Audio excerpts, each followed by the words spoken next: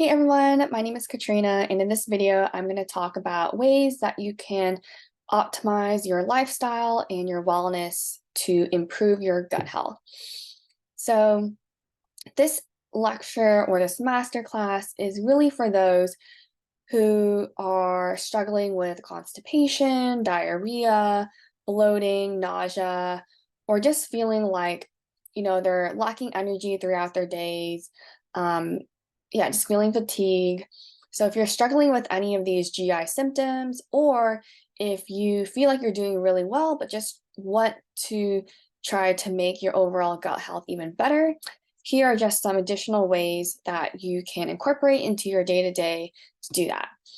So I guess we'll talk about the different contributing factors that affect your overall gut health.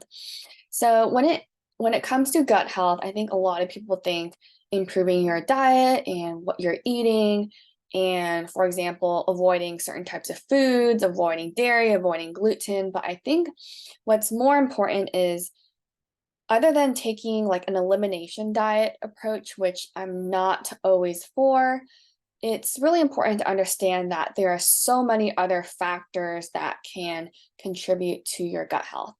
So we're talking not only about what you eat, but how you're eating and when you're eating. We're also talking about exercise and what type of movement you're doing throughout your day, stress management, sleep hygiene and sleep quality, your water intake, as well as the function of your fascia and your muscles throughout your body. And fascia and muscles are kind of surround and encase each of the visceral or the organs of your digestive system. So if your fascia or if that connective tissue is very tight, that can impact the function of your organs, specifically your digestive organs. So really, it is a multifactorial approach when it comes to optimizing your gut health. I think, again, a lot of people focus on trying to, if you're struggling with IBS or irritable bowel syndrome, trying the low FODMAP diet. But that isn't recommended long term because you need high FODMAP foods to have a healthy and diverse gut microbiome. So your gut microbiome is the gut bacteria that's in your large intestine that not only helps strengthen your immunity, but it helps fight pathogens, it helps with nutrient absorption, it helps produce vitamin K and so many other vitamins that we need for our bodies.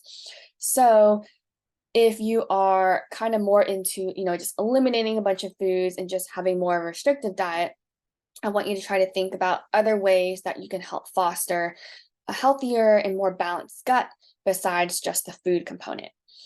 So we'll kind of talk a little bit about nutrition and diet, sleep hygiene, stress management, as well as exercise and movement. And these are things that I go over with my clients when I meet with them one-on-one.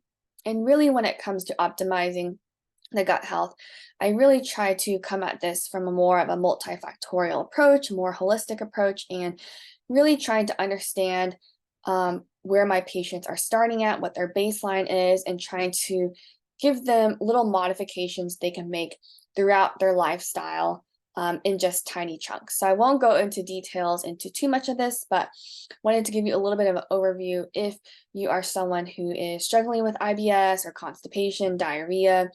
It's very common.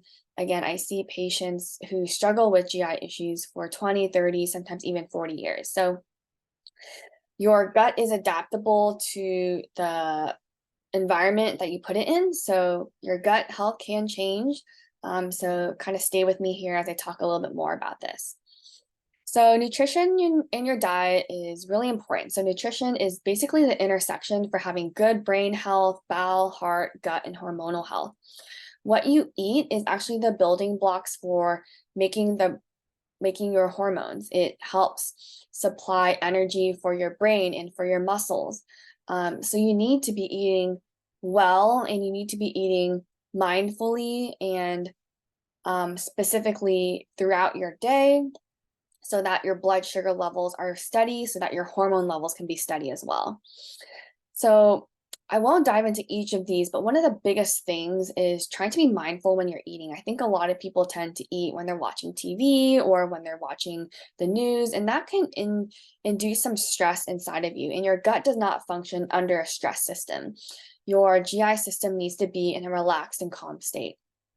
Another thing is, I think a lot of people are very into restrictive diets. So again, doing a low FODMAP diet or eliminating carbs. But you need carbs for energy. I mean, your carbs are your primary source of energy.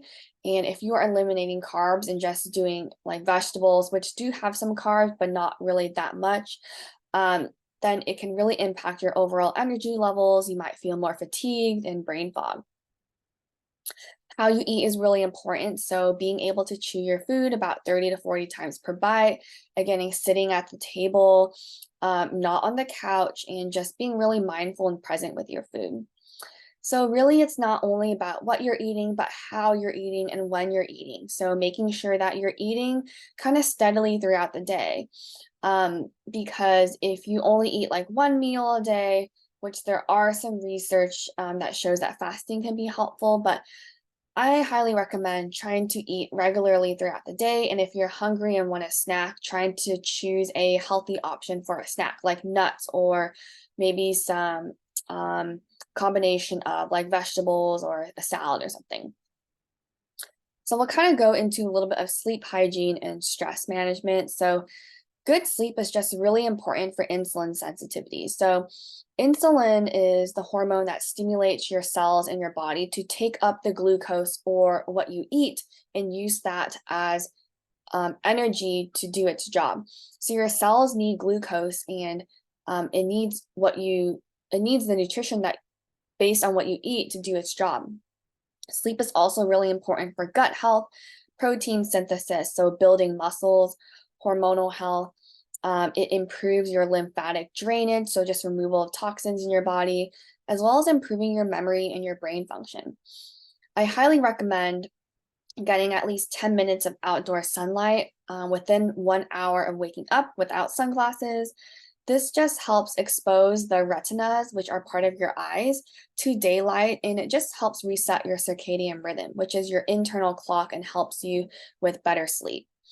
It's also really important to do, if you can, a 30-minute walk at sunset. And this just, again, helps stimulate melatonin production, promote sleep.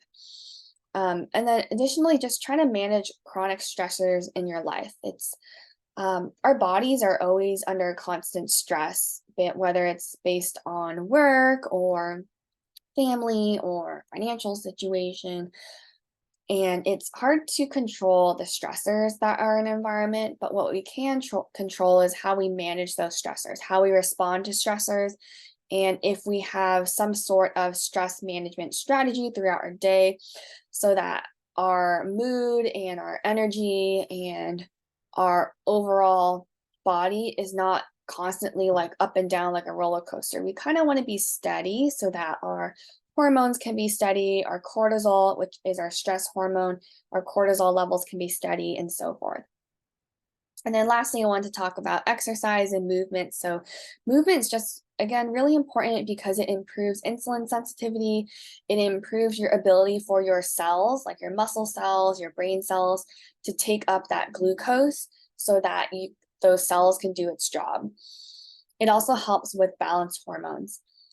I highly recommend trying to aim for 10 minutes of movement after any sort of exercise because, again, that will just even stimulate those cells to take up glucose, which is the energy source.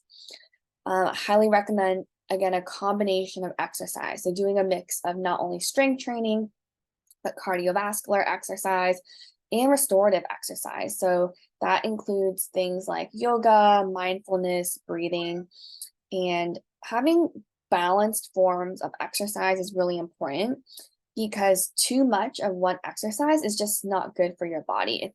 It's almost like repetition is the body doesn't like repetition. It doesn't like excessive repetition. The body likes being exposed to diverse foods, diverse movements, diverse stretches and forms of exercise.